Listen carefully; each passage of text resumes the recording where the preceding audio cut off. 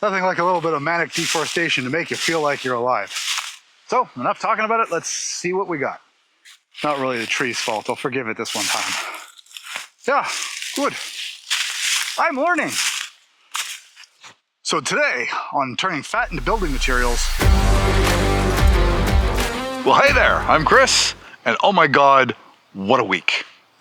Not because necessarily what happened here, but so much has happened this week. Now, I still don't have a formal, absolute update with regards to the permit because I've been stuck in bureaucratic hell. But, oh my God, come close. Come closer. I have to tell you the secret. Don't get too excited. But this week, I was allowed to fill out a form. My goodness, the world has changed. All right, well, it's not really that exciting, but I think generally speaking, the planner doesn't let anybody fill out forms that he doesn't think are going to be acceptably accepted. Or he's just screwing me around. I haven't decided yet, but I should hopefully know this week because I have a meeting with him on Tuesday. And if all goes well, the form will be validated, and I might get to fill out another form. Maybe one more form. Hard to say, I'm not sure yet. But it could happen. And if it does happen, if I'm really lucky, I might be able to get to fill out yet another form, jump through 6 or 7 hoops, sign a piece of paper, have a meeting, do it all again, and then maybe, just maybe, I'll have a permit. It's ridiculous given for what it is, but here we are. So this week was just moving along, getting stuff done, building out all the bits and pieces that I am going to need. But this is actually the first week where I personally have felt like there's a point. Like I'm actually here doing a thing and I'm going to really get to move forward. But the reality of the quagmire of bureaucracy has left me to the point where, okay, I can't do A, I can't do B, I can't do C because the weather's changing, the leaves are changing color, it's getting colder overnight. I don't know how much longer I'm going to be able to pour concrete. And I still have to tell you all about the whole permit exchange, but I want to make sure that it's done before I get into that, so that way I don't have any more surprises. But I need to figure out a path that gets me where I need to be.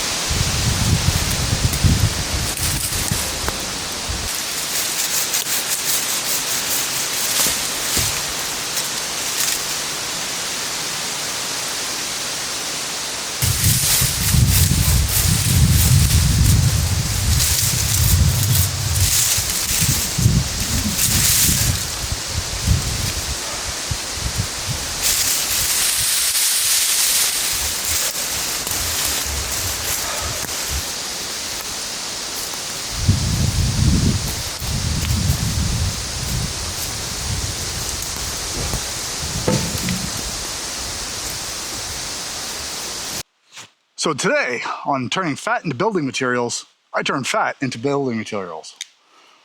Wow. I do not have a lot of steam today. It's 26 degrees, not humid, so that makes it bearable, but wow. I gotten used to there being slightly cooler temperatures. And today I didn't get out here until a little later than normal, which meant it was hotter.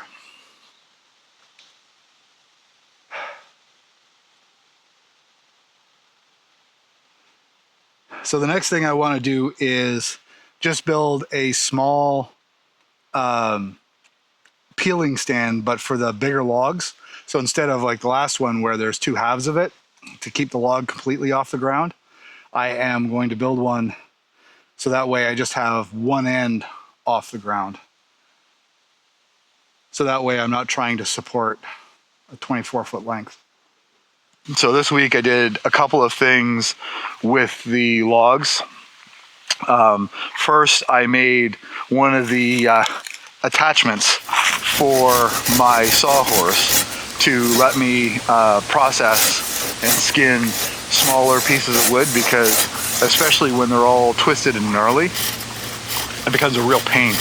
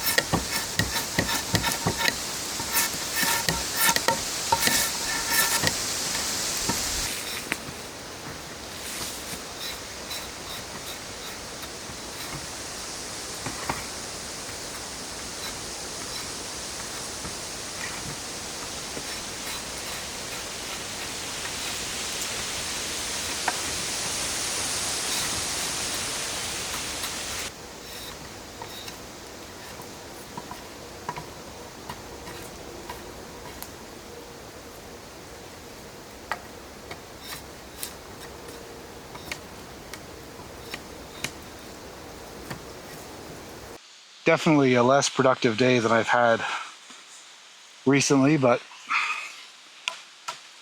all I can say is it's too bad there isn't more maple. That's about this size and it was prone to growing like spruce, because man, this is so lovely to skin. Trying to compare it, it's just like running your hand over ice. It just smooth and goes so cleanly. You still have to work your way around knots and stuff, but running the spruce and the pine is more like trying to drag the knife through gravel. It's got that bumpiness, and like there's so many small little knots and stuff like that, and every last one of them is super hard. Not that these ones aren't hard, but it's easy to sort of come up on one side and then go down on the other.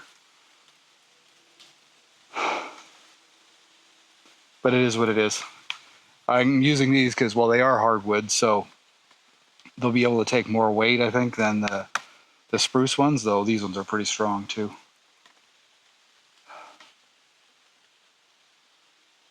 But that's not a today job. I think this week is going to end up being a little less productive overall, just because I had Had to go to Toronto and back for my parents-in-law hauling a trailer the other day.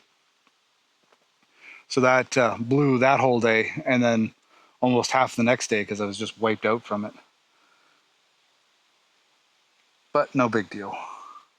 The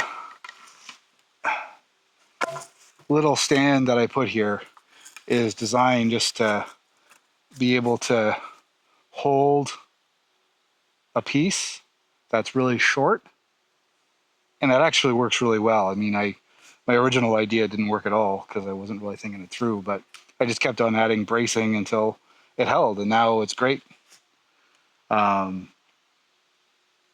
It's easier moving the smaller bits through the woods, so if I don't have to cut them full length, then all the better. But it's low enough that if I do put a full length one, it'll clear, but this piece is also removable, so I can just pull out the whole thing, and yeah, there we go. So I can just pull out the whole thing, and it's completely out of my way if I need it to be. Well, that's it for today. So right now, we're just behind the sheds and the sea cans, and back here is almost some pure sand. I've used this material on the driveway already. I dug a hole there with the excavator. Well, I mean, I cleared all of this with the excavator, but I dug a hole there that was almost 10 feet deep, and this sandy layer is easily 7 or 8 feet deep. There is a little bit of clay in this, but like very, very little. So all summer, as I've been driving back to where I'm going to be building the sleep camp, and I have the fireplace and everything else, the road is really lumpy. As a consequence of when I built the road with the excavator, I wasn't super precious about making sure that it was smooth, because in my mind I was going to cover it with gravel, so I didn't really care. And then after that, I made it even worse because I need to dig in drainage to keep the water from sitting on the road, which has worked wonderfully. But I'm tired of driving over it and having my brains rattled out because the truck is bouncing back and forth as I go over all these really big lumps. So I'm gonna, not all at once obviously, but I'm gonna grab a bunch of sand just to fill in the holes so that way it's a little smoother, because this stuff doesn't hold water worth a dingle. My assumption is that the water will just evaporate out and not become a problem. I'm not going to bother putting down any geotextile to try and retain it from sinking in, because this is only really temporary. And then we'll see how it goes from there. But like, this is actually more sandy than the stuff that I dug out next to the fireplace. Anyway, I'll do what 5 or 6 buckets of this for now. It'll make it a little bit better, and then next time I'll do a little bit more, and so forth and so on. Yeah, no time like the present.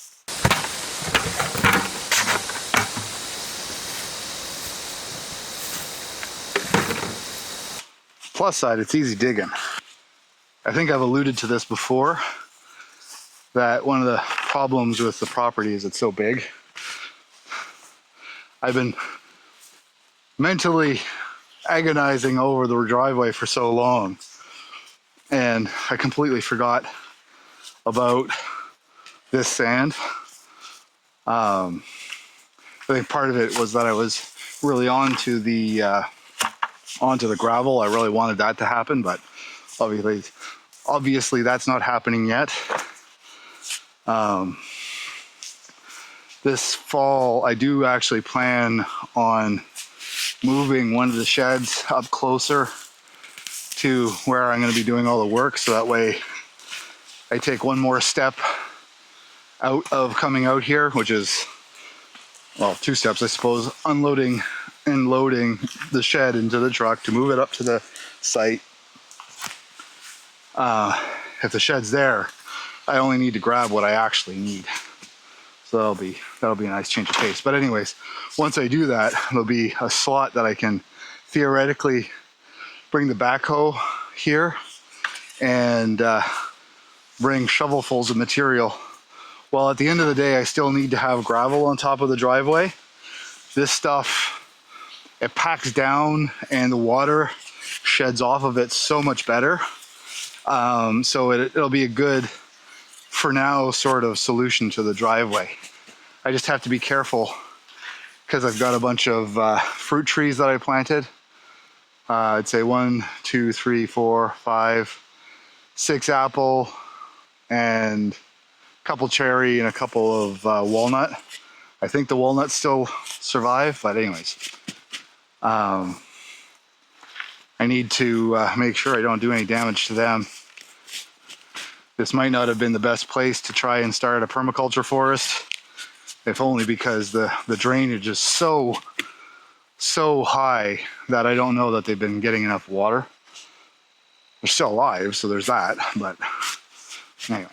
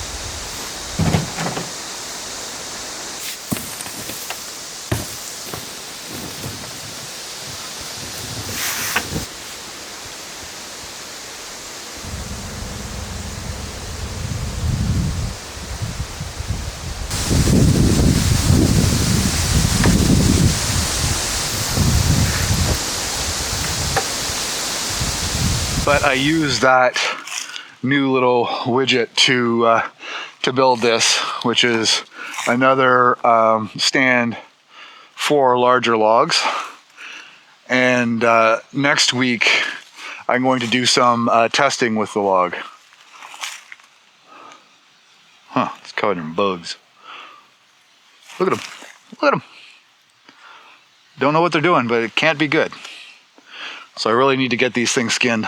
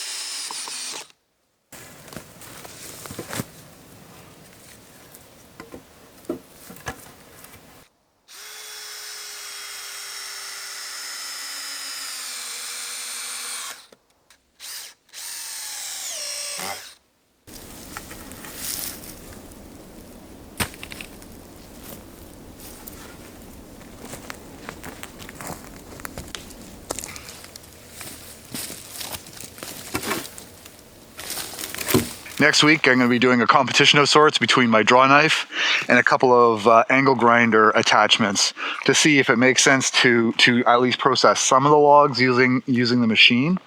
It's going to be loud, it's going to be awful, but it's going to get it done hopefully more quickly.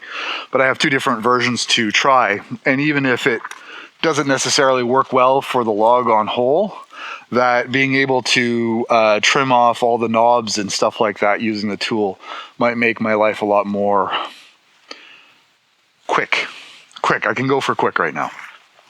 I also mortared together the stones that are on the top plate lintel for the fireplace, and there's only one thing that I have left to do, which is mortar in a bit of a shelf on the back that I can mount the chimney pipes to.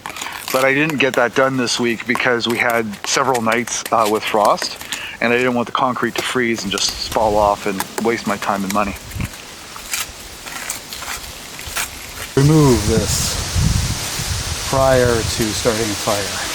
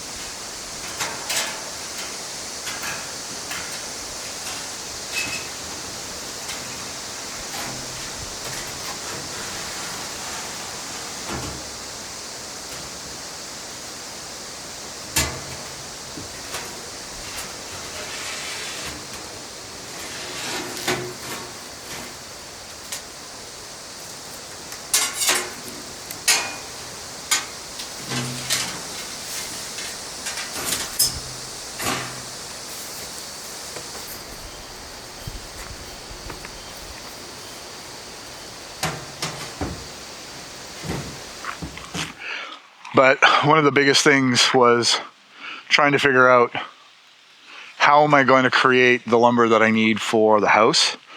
And, well, the only way that I can do that, turning all of this stuff that I have lying around me into usable lumber for what I have planned for the house, is by having a sawmill.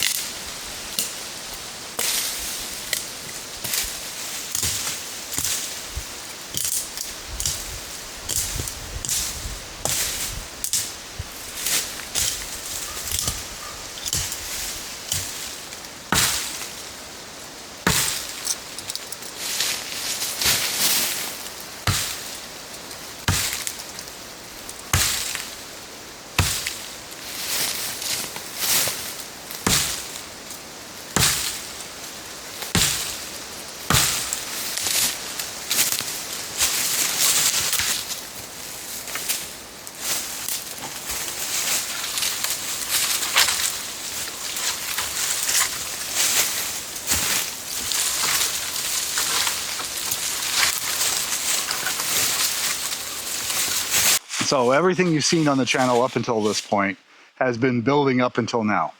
I don't actually have permits yet, but now I have reason to believe that it's actually feasible on a time scale that isn't sometime next century.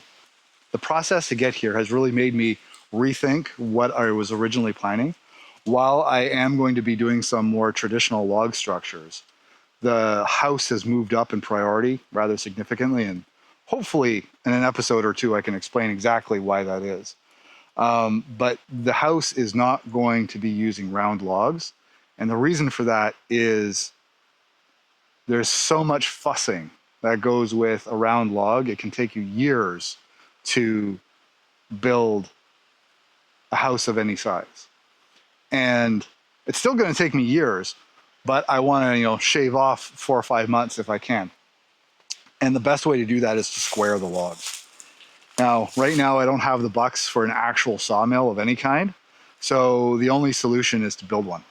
And it's always been my intention to do that. And so having decided that I was going to build one, the question is, what do I build? Originally, I thought about having an Alaska sawmill, which is basically just a frame that rides on a track that allows you to run a chainsaw down the length of the log. You get a flat side, and if you want to get a square, that's a lot of work. Generally speaking, it's relatively easy to get a bunch of boards, live edge boards, but if you want to square it off, then you're either table saw, track saw, whatever else. To get like square timbers, that's a whole other kettle of fish. And the other option is a bandsaw mill, but those are expensive. I can't afford them. So what I want to do is somewhere in between that's a little bit of an innovation. So I want to take 2 chainsaws, and put them at a 90 degree. And that way I can, in a single pass, cut a 90 degree corner. And with a V chassis underneath that supports the log, you can take that 90 degree corner, drop it into the 90s, voila, second pass, you have a fully squared off log. Is it going to be that simple? Time will tell, I suppose. But in my mind, it works really, really well. Then the question was, do I have the gantry moved? The thing that's holding the saws, does it move the length of the log like almost every sawmill that you probably know of, at least a trailerable version? Or do I have a fixed saw point, more like a commercial mill? And the trade-off is that if you have a fixed saw, then that means you have twice as much track. But even though you have twice as much track, it's a lot easier to make it rigid, and it's more contained and easier to make. And also, because you don't have to worry about the whole gantry coming over the whole length of the track, it's a lot easier to make something to load the logs, because you can basically block the track and load the log and not have to worry about it. That whole infrastructure can stay there. And then the advantage is that then the gantry is, you can make it super rigid. And when you're cutting with chainsaws, any variability with a chainsaw, it lengthens the amount of the cut, makes you take more energy, whether it's gas, electric, or whatever, to cut with, and it just becomes more difficult, and the quality of the cut is less with a less rigid system. So by having a fixed gantry, then I can make those saws be very, very rigid relative to the log. And it just means a much longer track. And this is the only place that's currently accessible by the driveway, which is about 30 feet that way, that I can do that. That's relatively flat, that will allow me to get access to the bedrock within a few inches. So I think that's what I'm going to do here, because while I still want to build the other structures, and as soon as the permits come through, I will start doing that. Getting underway with this, if I can get the footings down, that will make everything easier. My plan for the track is to use 4x4 pressure treated timbers on the diamond, running the length of the track. And then there's going to be a piece of angle iron that sits on top of that, so that way the wheels don't dig in and it becomes a predictable surface. And then V-groove wheels that are supporting the log. So that dolly moves back and forth the 48-foot length. And right now, the longest log that I think I'm going to need to cut is 24 feet. So 48 for the two sides. That being said, I'm probably only going to do a 24-foot section to start with, both to make it more manageable, and the first logs that I'm going to need to cut are probably going to be relatively short, just so that way I can be building sheds or whatever else. So those are the, first usable timbers, and then as I get closer to actually working on the house, by then I'll extend out the track more, and I can theoretically, well, within a limit, just keep extending the track because I have probably another 10 feet on that side. And if I really had to, I could go into the fire pit area and add a 10 feet that side. So I could have a 34-foot squared log. I don't think I've got the trees for it anyway, so probably doesn't matter. But that's what my plan is. Now I feel like I can start focusing on infrastructure. I didn't want to do anything up until now because if I didn't think I could get the permit, there's no point in building anything here. Certainly not something that's fixed and going to take a huge amount of effort. So, enough talking about it. Let's see what we got.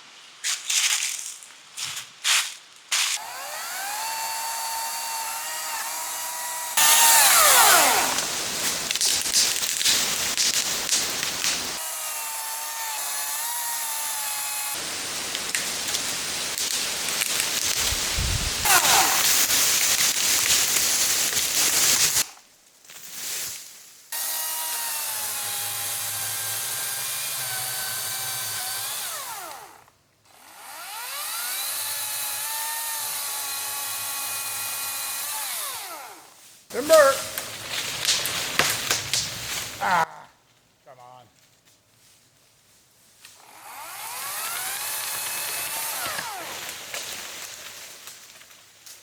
That tree isn't your friend.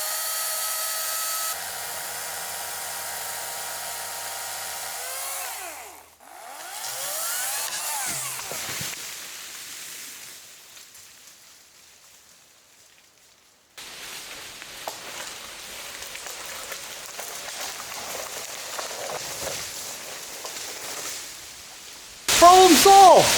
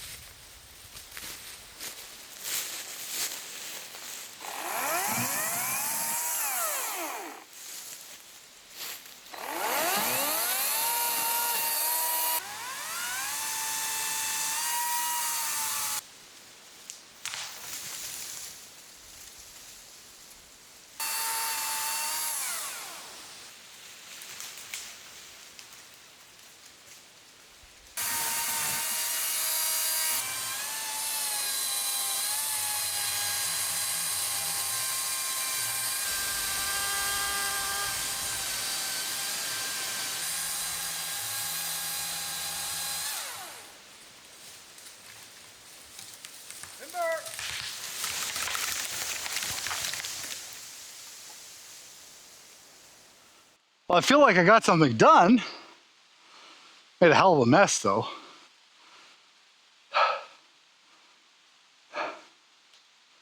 So most of the trees that I dropped, they're not really good for anything except burning. Too small, too sappy.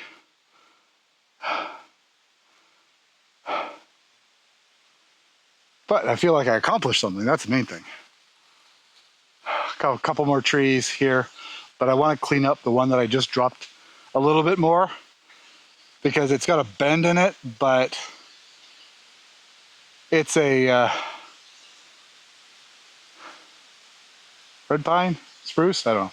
Anyway, it looks like it will be a building material. So once again, converting fat into building materials. Wee-haw.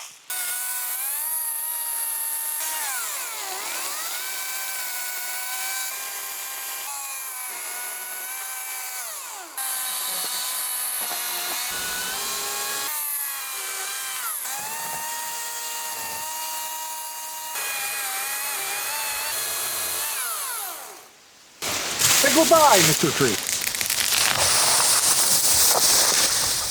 Bye. Nothing like a little bit of manic deforestation to make you feel like you're alive.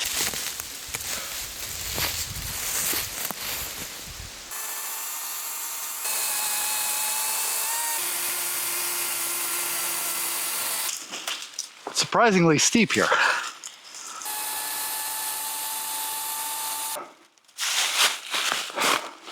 So this one wants to fall that way.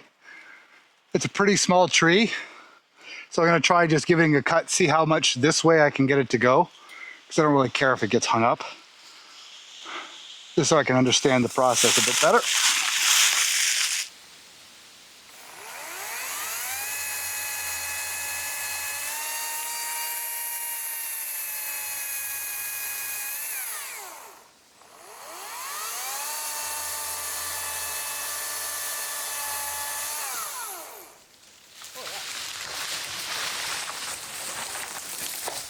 That worked a treat. That's exactly where I wanted it to go. So this one wants to fall this way. I want it to fall the same direction as the rest of the trees that way, but it's actually got a pretty strong lean.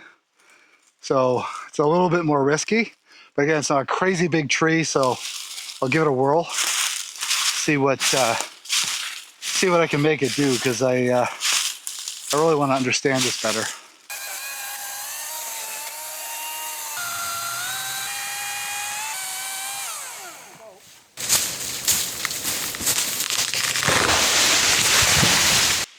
That wasn't too bad. It didn't go exactly the direction that I wanted to go. Let's bring it closer so you can see.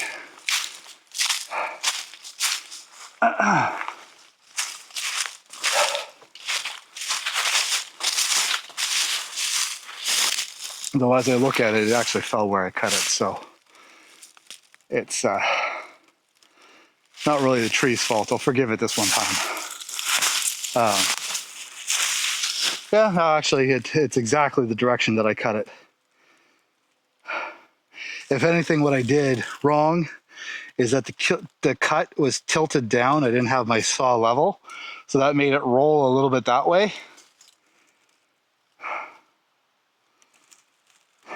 That's not so bad. My hinge worked exactly the way that I wanted it to. It started moving very slowly. It wasn't like suddenly releasing. I mean, it helps that the center wasn't rotten like a lot of poplars, but yeah, good. I'm learning.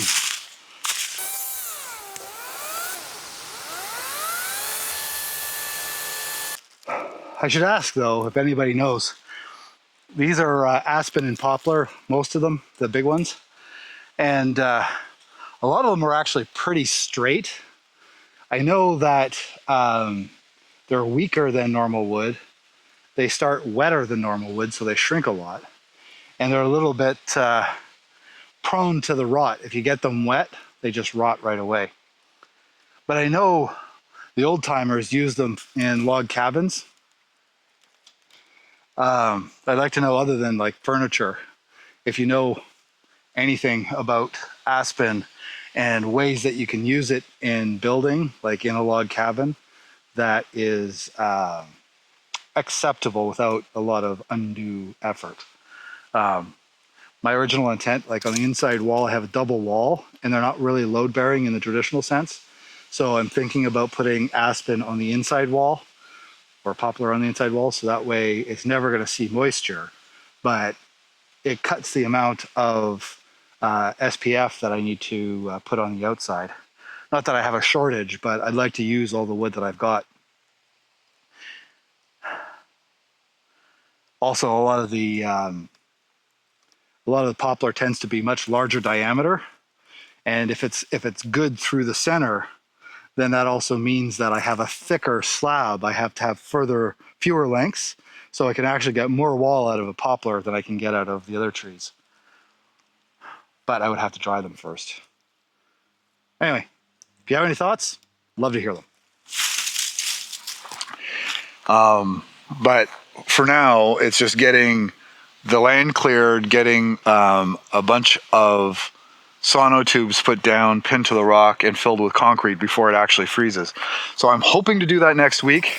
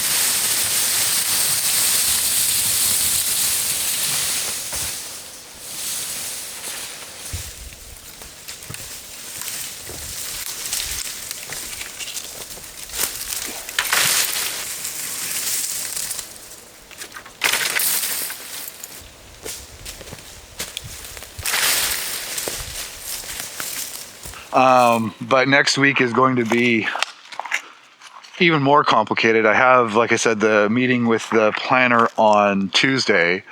I have to bring my mom a couple places on Wednesday. I have 4 or 5 meetings and a couple of small jobs that I have to do for a customer.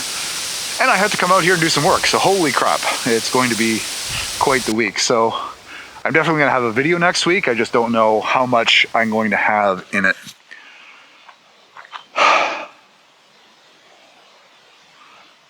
But it's been a week. Video's coming out tomorrow morning and probably less than 12 hours from now. So I got a whole lot of editing to get done. So obviously if you're watching this and it's Saturday morning, I got it done, but wow. It's a good thing that I'm getting used to the editing and a lot of the steps now are actually quite straightforward. So I can burn through the edit in far less time than it did when I first started the channel. But the sun, she's setting. And it's also moose mating season, and there's been a couple of bulls on the camera. And I really don't want to meet them face to face without a whole lot of steel in between me and them, because an angry, amorous bull is not something you want to meet in the bush. So for all that, thanks for watching the video. Like, subscribe. I would love to hear your thoughts on things below. And we'll see you next week.